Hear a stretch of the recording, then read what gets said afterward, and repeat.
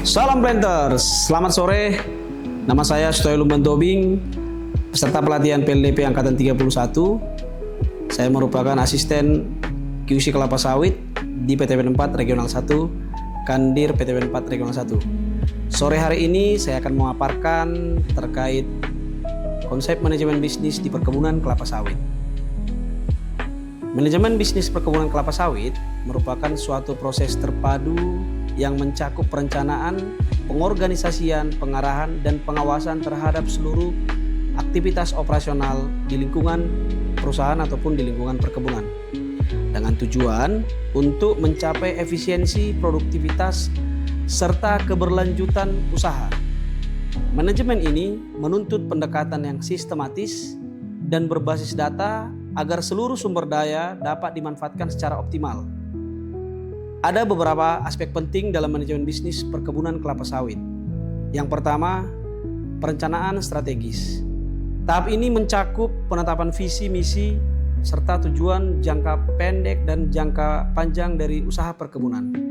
Kegiatan ini tentunya melibatkan analisa kelayakan lokasi, pemilihan varietas kelapa sawit yang unggul, penetapan teknologi yang tepat guna, serta penyusunan rencana kerja dan anggaran tahunan. Hal ini sangatlah penting dimiliki suatu perusahaan di saat membangun perusahaan yang ingin sustain di jangka hari ini dan ke depannya. Yang kedua, pengorganisasian sumber daya. Meliputi pembentukan struktur organisasi yang efektif dan efisien, pengelolaan sumber daya manusia, sarana prasarana, serta sistem pendukung lainnya.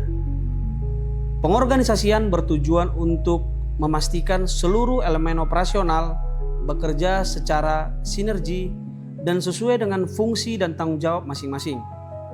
Yang ketiga, pengawasan dan evaluasi operasional.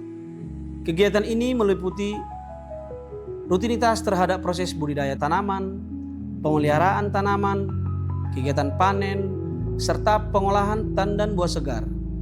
Pengawasan yang ketat bertujuan untuk memastikan mutu, produktivitas, serta kepatuhan terhadap SOP yang ada di perusahaan. Yang keempat, manajemen keuangan dan investasi. Mengelola arus kas dan menyusun anggaran merupakan faktor yang sangat penting di dalam suatu perusahaan. Kemudian melakukan pengendalian biaya, serta merencanakan dan mengevaluasi investasi untuk pengembangan usaha ke depan. Transparansi dan akuntabilitas keuangan juga menjadi faktor yang tidak kalah penting di dalam suatu perusahaan, sehingga data yang dimiliki oleh perusahaan dan kesehatan finansial perusahaan dapat terjaga dalam jangka waktu di masa mendatang. Yang kelima, manajemen risiko mencakup identifikasi, analisis, dan mitigasi risiko yang mungkin timbul dari faktor lingkungan seperti cuaca, kebakaran, banjir, dan lain sebagainya. Kemudian faktor yang lain seperti pasar, seperti fluktuasi harga CPO, serta operasional yang sangat perlu dipertimbangkan. Strategi pengelolaan risiko harus bersifat preventif atau pencegahan dan adaptif sebagai bentuk langkah perusahaan di dalam meminimalisir terjadinya risiko yang tidak diinginkan di kemudian hari. Yang keenam, pengembangan berkelanjutan. Fokus pada implementasi prinsip keberlanjutan melalui penerapan praktik pertanian ramah lingkungan, efisiensi penggunaan sumber daya, pengelolaan limbah yang baik, serta kepatuhan terhadap peraturan lingkungan dan sosial.